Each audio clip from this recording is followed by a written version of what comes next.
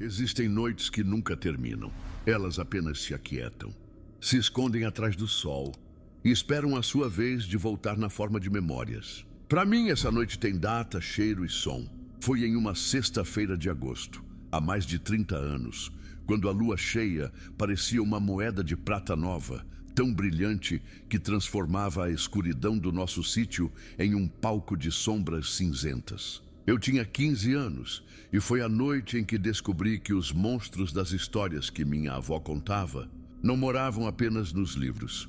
Nossa casa era pequena, feita de madeira e cercada por um mar de morros e mata fechada. A vida era simples, ditada pelo sol e pela chuva. Éramos eu, meu pai, minha mãe e minha irmã mais nova. Meu pai era um homem do campo, prático e duro, cujas mãos grossas podiam tanto consertar um motor quanto acalmar um bezerro assustado. Ele não era homem de ter medo. Isso, acima de tudo, é o que torna a minha lembrança tão aterrorizante. Tínhamos um vizinho, o seu Antenor. Ele morava a quase 1 quilômetro de distância, em um casebre isolado que mal se via da estrada. Era um homem estranho, solitário, alto, um pouco curvado, com braços longos e um excesso de pelos escuros que subiam pelo pescoço e cobriam as costas das mãos. Seus olhos eram fundos e ele raramente falava, limitando-se a acenos curtos quando ia ao pequeno armazém da vila uma vez por mês. As pessoas inventavam histórias sobre ele, claro. Diziam que ele tinha vindo de longe, fugido de algum problema. Para mim, ele era apenas uma figura esquisita no cenário da minha juventude. Naquela noite em particular, a normalidade começou a se desfazer com o pôr do sol. O primeiro sinal foi o silêncio. Nossos 3 cachorros, uma mistura barulhenta de vira-latas que latiam para tudo, do vento a lagartos, ficaram completamente mudos. Eles se encolheram debaixo da varanda, choramingando baixo, com os rabos entre as pernas. Pouco depois, as galinhas no galinheiro, que sempre cacarejavam até o último raio de sol, também se calaram. Um silêncio pesado e antinatural desceu sobre o nosso pedaço de terra. Meu pai, que estava na varanda limpando uma ferramenta, percebeu na mesma hora. Ele parou, olhou para a escuridão que se formava na beira da mata e cuspiu no chão. "Tem bicho grande rondando", ele disse a voz baixa. "Onça, talvez." Mas seu rosto dizia que ele não acreditava muito nisso. Onças não desciam tão perto das casas. Entramos e pela primeira vez que me lembro, meu pai não apenas fechou a porta, mas a trancou com a tramela de ferro. Minha mãe, sentindo a tensão dele, fechou e travou todas as janelas. Ninguém disse nada, mas o medo já tinha se sentado à mesa conosco. As horas se arrastaram. O único som era o do relógio de parede e o zumbido dos insetos do lado de fora. Por volta das 10 da noite, o primeiro som real quebrou o feitiço. Veio da porta dos fundos, um arranhão. Não era o arranhar leve de um cachorro pedindo para entrar. Era um som pesado, insistente. O som de garras grossas rasgando a madeira. Meu pai se levantou em um movimento fluido, sem dizer uma palavra, e pegou sua velha espingarda de cartucho que ficava apoiada em um canto da sala. Ele fez um sinal para que minha mãe levasse minha irmã para o quarto dos fundos. Eu, com meus 15 anos e uma estupidez que só a juventude concede, fiquei parado, o coração martelando na garganta. O arranhar parou na porta e começou a se mover ao redor da casa. Podíamos ouvi-lo nas paredes externas, um som de garras e peso, como um animal enorme, investigando nossa pequena fortaleza de madeira. E então veio o rosnado. Foi um som baixo, gutural, que parecia vibrar através do assoalho. Não era o som de um lobo ou de uma onça. Tinha algo de errado. Algo que soava como a fúria de um homem misturada à selvageria de uma besta. Corri para a janela da frente, afastando uma fresta da cortina. A lua banhava o terreiro em uma luz pálida. Por um segundo não vi nada. Então, uma forma escura se moveu perto do galinheiro. Era grande, curvada e se movia sobre 2 pernas. Minha mente se recusou a processar o que meus olhos viam. Era um homem, mas não era um homem. Era um animal, mas não era um animal. Antes que eu pudesse ver mais, ele se abaixou e desapareceu nas sombras. Segundos depois, ouvimos o som de vidro se estilhaçando na cozinha. Ele estava tentando entrar. Meu pai me empurrou para trás. "Fica aqui", ele ordenou, a voz firme, mas vi uma gota de suor escorrer por sua têmpora. Ele se posicionou de frente para o corredor que levava à cozinha. O som de madeira se partindo ecoou pela casa, e então a porta dos fundos, com a fechadura e parte do batente, veio abaixo com um estrondo. A coisa que entrou na nossa cozinha não pertencia a este mundo. Tinha quase 2 metros de altura, uma massa de músculos e pelos negros e emaranhados. O corpo era vagamente humano, mas os braços eram longos demais, as pernas curvadas em um ângulo animal, e a cabeça era a de um lobo monstruoso, com um focinho alongado e dentes amarelos expostos em um rosnado silencioso. O cheiro que invadiu a casa era primitivo, uma mistura de pelo molhado, terra úmida e sangue. Mas a pior parte eram os olhos. Por trás de toda a fúria bestial, havia uma inteligência ali, um brilho de ódio que era quase humano. O tempo pareceu congelar. Então meu pai ergueu a espingarda e atirou. O estampido dentro da casa foi ensurdecedor. O cartucho de chumbo grosso atingiu a criatura no peito, abrindo um buraco feio em sua carne. Qualquer animal, qualquer homem teria caído. Aquela coisa apenas urrou, um som de dor e fúria que fez os copos na prateleira tremerem, e avançou. Ela se jogou sobre o meu pai antes que ele pudesse recarregar. Os dois caíram em um emaranhado de violência. Móveis se quebravam, e eu ouvi os gritos da minha mãe e irmã vindos do quarto. Fiquei paralisado por um segundo, o terror me pregando no chão. Mas ver meu pai, meu herói, lutando por sua vida contra aquele pesadelo, me despertou. Agarrei a única coisa que vi, o atiçador de ferro pesado da nossa lareira. Corri para a briga. A criatura estava sobre meu pai, suas garras rasgando a camisa dele, a boca se abrindo para morder. Com toda a força que o meu corpo adolescente e apavorado conseguiu reunir, eu bati com a ponta do atiçador na perna da criatura. Ouvi um estalo alto e doentio, e a besta soltou um ganido agudo, quase como o de um cachorro. Ela se virou para mim, os olhos vermelhos fixos nos meus. Por um instante, eu vi a morte, mas o golpe a desequilibrou. Meu pai, aproveitando a chance, usou a coronha da espingarda para acertar a lateral da cabeça do monstro. A criatura cambaleou para trás, confusa. Ela nos olhou, olhou para meu pai, depois para mim.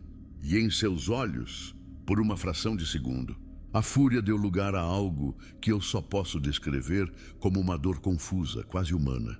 Então ela se virou e, mancando visivelmente, se arrastou para fora pela porta destruída, desaparecendo na noite enluarada. Ficamos ali, no meio da nossa casa destruída, ofegantes, sangrando de arranhões, mas vivos.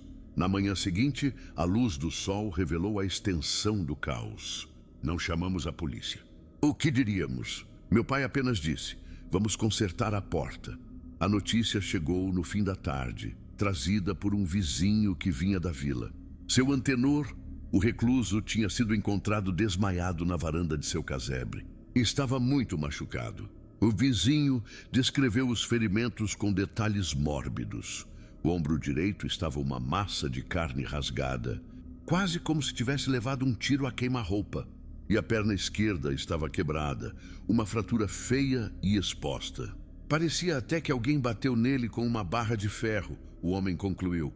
Meu pai não disse uma palavra, apenas olhou para mim, e naquele olhar compartilhamos um conhecimento terrível que nunca seria dito em voz alta. Seu antenor se mudou assim que saiu do hospital. Nunca mais o vimos. E eu nunca mais olhei para a lua cheia da mesma forma. Eu não sei ao certo o que invadiu a nossa casa naquela noite, mas toda vez que fecho os olhos, eu vejo aqueles olhos. Olhos de um monstro, sim, mas com um último vislumbre de um homem aprisionado lá dentro. Um homem confuso e com dor, olhando para nós como se perguntasse o que tinha acontecido. E essa é a imagem que me assombra até hoje.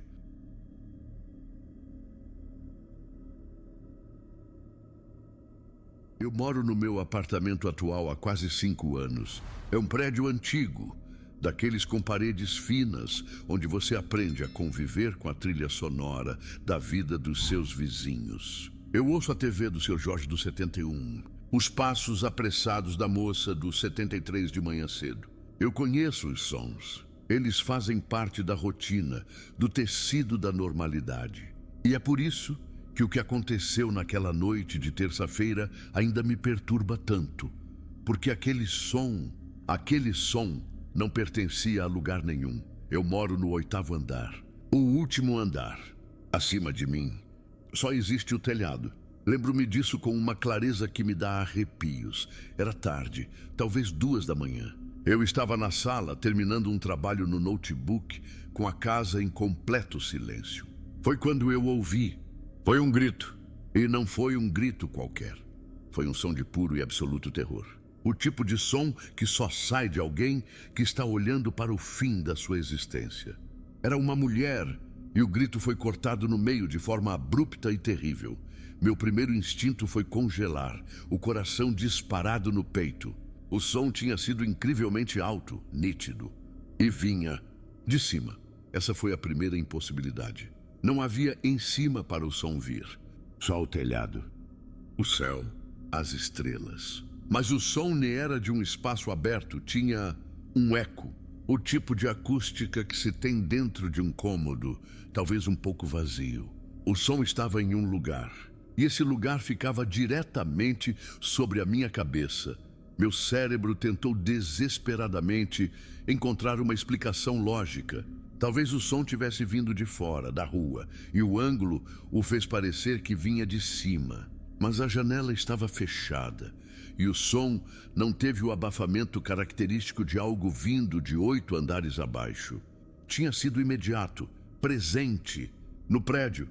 Fiquei sentado em silêncio por quase 1 hora, esperando por mais um grito, pelo som de passos, sirenes, qualquer coisa. Mas não houve nada. O silêncio voltou mais pesado e ameaçador do que antes.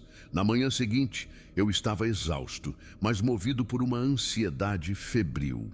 Desci as escadas em vez de pegar o elevador, esperando encontrar vizinhos nos corredores, comentando sobre o barulho, perguntando o que tinha acontecido. Não encontrei ninguém.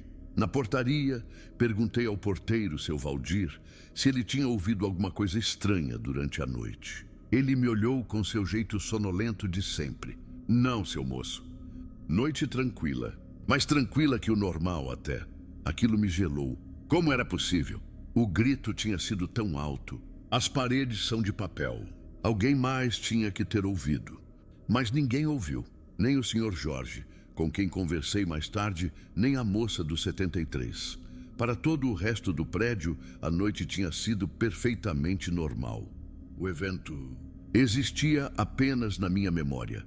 Ainda naquela semana, consegui acesso ao telhado. Dei a desculpa de que precisava verificar minha antena de internet. Não havia nada lá em cima, apenas o piso de concreto, as caixas d'água e o céu vasto e vazio. Nenhum sinal de que alguém pudesse ter estado ali, nenhum lugar onde alguém pudesse viver, gritar e depois desaparecer.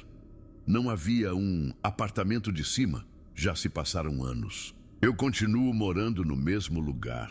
A vida continuou, a rotina de sons familiares voltou. Mas algo em mim mudou. Às vezes, no silêncio da madrugada, eu desligo tudo e apenas escuto. Eu olho para o meu teto, para o gesso branco e liso, e me lembro daquele som impossível.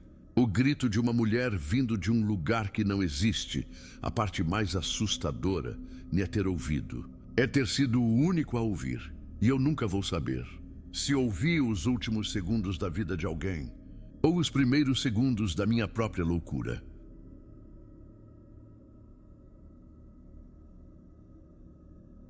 Minha profissão é facilitar o impossível. Nesta cidade, para os muito ricos, a burocracia não é uma lei, é um inconveniente. Eu sou o homem que eles pagam para fazer esse inconveniente desaparecer. Consigo alvarás, licenças, aprovações. Navego no labirinto de carimbos e assinaturas com uma bússola moral que aponta firmemente para o sul. Meu código pessoal sempre foi simples. Eu ajudo os ricos a ficarem mais ricos, mas não participo de nada que prejudique diretamente o Zé Ninguém. Eu era um parasita, não um predador. Pelo menos era isso que eu dizia a mim mesmo. O trabalho chegou até mim da forma de sempre. Uma ligação discreta, um convite para um café em um escritório com mais vidro e aço do que alma no centro financeiro. O homem do outro lado da mesa, vamos chamá-lo de Sr. M. O sobrenome, por si só, já era um peso na cidade. A família dele era uma daquelas dinastias industriais que construíram seu império sobre as ruínas dos sonhos de outras pessoas. O Sr. M, no entanto, parecia diferente. Era um homem de meia idade, com um terno impecável e olhos que carregavam uma exaustão que dinheiro nenhum poderia curar. O pedido era estranho. Ele queria uma licença de construção, retroativa e com todos os selos oficiais, para um reforço estrutural na fundação da mansão da família, num dos bairros nobres. O serviço era simples, quase trivial para mim, mas a quantia que ele ofereceu era obscena. Senhor, eu disse, com esse dinheiro o senhor poderia demolir a casa e construir um palácio. Por que forjar uma licença para um reparo que custaria uma fração disso? Ele suspirou, um som cansado que não combinava com o ambiente. Minha esposa é sensível, ele disse, escolhendo as palavras com cuidado. Ela acredita que há algo no porão. Um espírito, um demônio. Não sei, coisa da família dela. O barulho de uma obra a deixaria em pânico. Preciso do documento para provar que a casa é segura, para acalmá-la. É apenas um pedaço de papel para comprar paz de espírito. A desculpa era absurda. Ninguém paga o preço de um apartamento por paz de espírito. Mas o dinheiro era real, e meu trabalho era fornecer papéis, não fazer perguntas. Eu aceitei. Ainda assim, a história não me saía da cabeça. Comecei a cavar. A história da família dele era mais suja do que eu imaginava. O patriarca, pai do Sr. M, havia construído aquela mansão sobre os escombros de um antigo cortiço. A desapropriação foi violenta, cheia de relatos de despejos forçados e pessoas que simplesmente desapareceram. Aquilo me tocou. Estava perto demais de quebrar o meu código. Marquei outra reunião com ele, desta vez na mansão. Um lugar sombrio, cheio de móveis pesados e retratos que pareciam te observar. Confrontei-o com a história do terreno. Ele não negou. Em vez disso, sua fachada se quebrou. Ele me confessou que estava morrendo de câncer e que seu último desejo era usar a vasta fortuna da família para criar uma fundação de caridade para compensar os pecados de seu pai. Mas para isso, precisava liquidar os bens e a instabilidade da casa, amplificada pelas crenças de sua esposa, estava travando tudo. A licença era a chave para liberar o dinheiro para uma causa nobre. Era uma história de redenção. E eu, o cínico, quase acreditei nela. Então por que não fazer a maldita obra de verdade? Vai insistir. Abre o porão, mostra para a sua esposa que não há nada lá. O ar na sala ficou frio. A exaustão nos olhos dele foi substituída por algo duro como aço. Ele se inclinou para frente, a voz baixa e cortante. Existem certas portas que nunca devem ser abertas. O que está no meu porão precisa ficar exatamente onde está. A diferença entre nós, agora, é que você sabe que há uma porta. Com o dinheiro que estou te pagando, você pode ser o homem que me ajuda a trancá-la para sempre. Ele fez uma pausa e seu olhar desceu para o chão sob meus pés. Ou você pode ser o que está no meu porão. A ameaça lhe foi velada. Foi uma sentença. E naquele instante, as peças se encaixaram com um clique nauseante. A esposa supersticiosa. A fundação que não podia ser tocada. As famílias que desapareceram décadas atrás. O demônio no porão. Não era um demônio. Eram demônios no plural. Os fantasmas das pessoas que o pai dele não apenas despejou, mas silenciou. Pessoas que nunca saíram daquele terreno. O porão não era mal assombrado. Era um cemitério. A licença de construção não era um documento para uma obra. Era o selo final para uma tumba. Eu estava encurralado. Minha bússola moral não apontava mais para o sul. Ela tinha se quebrado.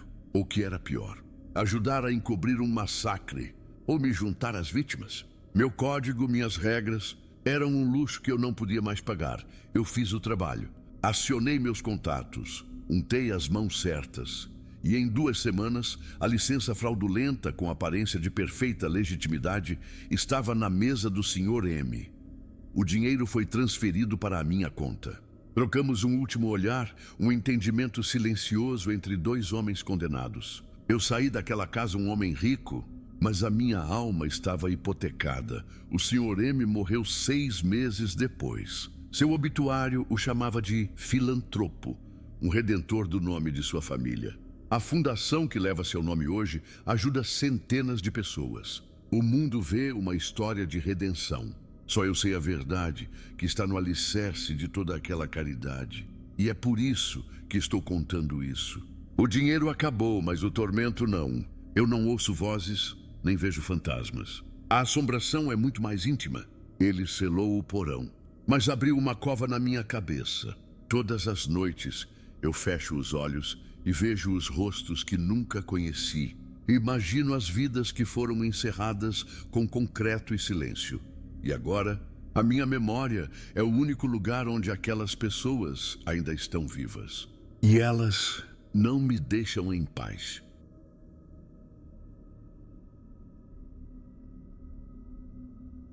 Eu ainda me lembro do alívio que senti quando minha esposa, Ana, e eu descarregamos a última caixa em nossa nova casa no reserva do Vale Sereno.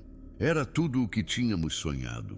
Ruas impecavelmente limpas, casas idênticas com jardins que pareciam saídos de uma revista, e um silêncio que a cidade grande nos tinha roubado.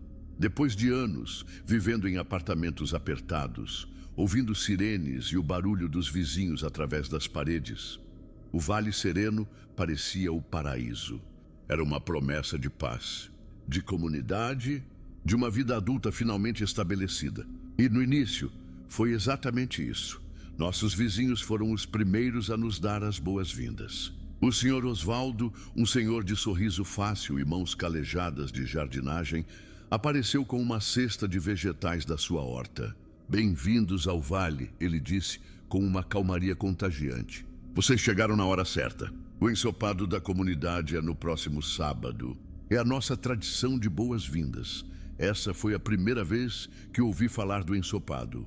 Parecia uma ideia encantadora, um pouco antiquada. Ana ficou radiante. Era exatamente o tipo de pertencimento que ela procurava. O Sr. Osvaldo explicou que era uma receita antiga, passada de geração em geração no vale. O único segredo, ele disse com uma piscadela, era que os temperos principais, um conjunto de ervas muito específicas, tinham que vir da horta comunitária no centro do bairro. "Dá um sabor que não se encontra em mais nenhum lugar", ele concluiu. Eu apenas sorri e assenti. Era uma peculiaridade local, nada mais. Uma forma de unir as pessoas. O dia do ensopado chegou. O evento era no Parque Central, um gramado perfeitamente aparado que rodeava a tal horta comunitária. Mesas compridas estavam dispostas e quase todos os moradores estavam lá. A atmosfera era serena, quase sonolenta. As pessoas conversavam em tons baixos, sorrindo de uma forma idêntica e plácida. Um caldeirão enorme borbulhava no centro, exalando um cheiro terroso e adocicado, diferente de tudo que eu já tinha sentido.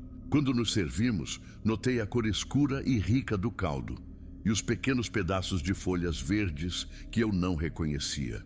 O sabor era bom, mais do que bom. Era profundamente reconfortante. Enquanto eu comia, uma onda de contentamento puro e absoluto me invadiu. Todas as minhas preocupações com o financiamento da casa, com o trabalho, com o futuro, simplesmente se dissolveram. Olhei para Ana e ela tinha lágrimas nos olhos.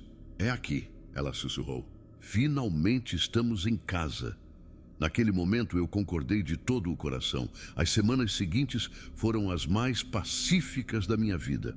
O trabalho tornou-se fácil, as pequenas irritações do dia a dia desapareceram. Eu me sentia conectado a tudo e a todos no vale. mas gradualmente a perfeição começou a me incomodar. Notei que ninguém nunca ficava doente. Uma criança caiu de bicicleta na minha frente, um tombo feio, mas ela apenas se levantou, limpou o joelho sem um arranhão e sorriu com a mesma placidez de todos os outros. Os jardins estavam sempre impecáveis, sem uma única erva daninha, como se fossem mantidos por uma força invisível. E o mais estranho, a comunidade nunca mudava. Ninguém se mudava para fora, ninguém se mudava para dentro. Além de nós, Ana foi completamente absorvida. Ela passava horas na horta comunitária, cantarolando melodias suaves, que eu ouvia os outros vizinhos assobiando também. Ela começou a falar em nós com mais frequência. Nós precisamos podar as roseiras. Nós achamos que a chuva de ontem foi boa para o solo. Uma noite, eu mencionei um velho amigo nosso que estava passando por um divórcio difícil. Ana me olhou com uma expressão vazia, uma total falta de compreensão. Mas por que eles fariam isso? Ela perguntou genuinamente confusa. Não é mais simples apenas concordar? O momento da fratura veio quando recebi uma proposta de emprego irrecusável. Uma promoção que exigiria que nos mudássemos para o exterior. Era o meu sonho. Quando contei a Ana, esperando um grito de alegria, seu rosto permaneceu como uma máscara de cera. Não houve reação, apenas silêncio. Eu não entendo, ela disse finalmente, com a voz desprovida de qualquer emoção. Ninguém sai do vale. Nós estamos seguros aqui. Nós estamos completos aqui. O medo, um medo frio e real que o ensopado tinha entorpecido por meses, voltou com força total. Naquela noite não consegui dormir. Algo me chamava para fora. Fui até a horta comunitária, sob a luz pálida da lua. Ajoelhei-me na terra escura e, com as mãos trêmulas, comecei a cavar perto das ervas misteriosas. A poucos centímetros da superfície, meus dedos tocaram em algo. Não eram raízes. Eram filamentos finos e pálidos, quase como uma teia de aranha, que pulsavam com uma luz bioluminescente muito fraca. Eram incontáveis. A rede se espalhava sobre todo o vale, conectando cada casa, cada jardim, cada centímetro de solo. E então eu senti uma pressão na minha mente. Não era um som, mas um pensamento coletivo, um consenso sussurrado. Um corpo, uma mente, uma paz. A terra sob minhas mãos estava viva. O fungo, o ensopado não era uma tradição. Era um sacramento, uma infecção. Nós não éramos moradores. Éramos células, corpos frutíferos de um organismo antigo e subterrâneo. Corri para casa. O pânico me dominava. Ana, temos que ir, agora! Ela estava de pé na sala de estar, imóvel. O corpo está doente, ela disse com a voz de um coro. A célula doente deve ser curada. Ou removida. As luzes da casa do Sr. Osvaldo se acenderam. Depois a da casa ao lado. E a outra, olhei pela janela. As portas estavam se abrindo. Meus vizinhos, meus pacíficos e sorridentes vizinhos, estavam saindo de suas casas. Eles não corriam, apenas caminhavam, em silêncio, com uma sincronia perfeita. Todos em direção à minha casa. O organismo estava reagindo. Seu sistema imunológico tinha sido ativado para lidar com a minha individualidade, a minha doença. Eu não disse mais nada a Ana, apenas peguei as chaves do carro e corri para a garagem.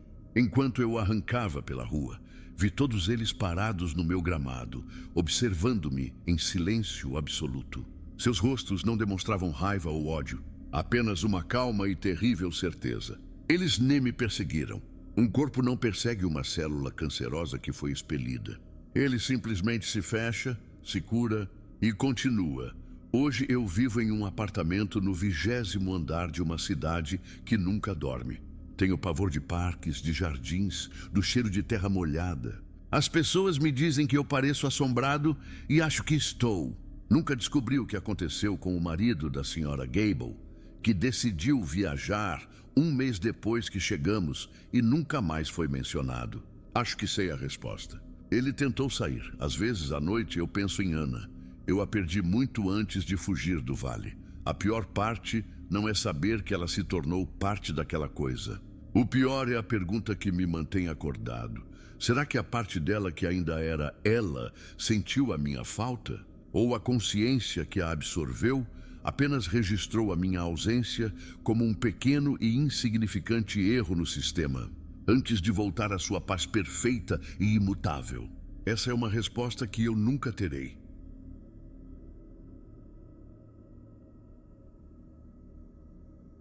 Quando Marcos e eu encontramos aquele apartamento, pensamos que tínhamos tirado a sorte grande. Era antigo, com certeza, o piso de madeira rangia e as janelas assobiavam com o vento, mas era enorme e o aluguel era quase uma piada para a sua localização no centro da cidade. Éramos dois recém-formados com mais dívidas do que bom senso. Então ignoramos as pequenas imperfeições. Para nós, aquele lugar nem era velho, era charmoso. Era a nossa primeira fortaleza de independência, e o som dos canos velhos era apenas a trilha sonora da nossa nova vida. A normalidade durou talvez um mês. Depois, os barulhos começaram. Eram coisas clássicas, quase clichês. Passos no corredor no meio da noite, quando nós dois estávamos na cama. O som de um armário de cozinha se fechando com força, seguido de um silêncio pesado. No início, era quase uma brincadeira. Você foi assaltar a geladeira às 3 da manhã? Eu perguntava. Não, achei que era você, Marcos respondia. Ríamos, culpávamos o prédio antigo, os vizinhos. Qualquer coisa. Era mais fácil racionalizar do que admitir que algo estava estranho. Mas a coisa começou a se concentrar no Marcos. Ele reclamava que a porta do seu quarto se abria sozinha durante a noite. Uma vez, ele acordou e todas as suas roupas estavam empilhadas no meio do chão. Ele foi ficando pálido, ansioso. Parou de rir das minhas piadas sobre o nosso fantasma. Certa manhã, eu o encontrei na cozinha com as malas prontas. Não dá mais, cara, ele disse sem conseguir me olhar nos olhos. Esse lugar tem alguma coisa errada. Não é só o prédio, tem alguém aqui. E essa pessoa não me quer por perto. Eu tentei convencê-lo a ficar, mas ele já tinha se decidido. Naquele mesmo dia, ele foi embora. Fiquei sozinho, e o aluguel, que era uma pechincha para dois, tornou-se um peso para um.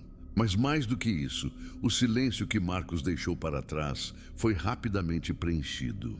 E foi aí que percebi que ele estava certo. A presença me queria Marcos ali. Por que agora? Ela tinha a mim, só de ela. A atividade mudou. Não eram mais apenas barulhos aleatórios. Tornou-se pessoal.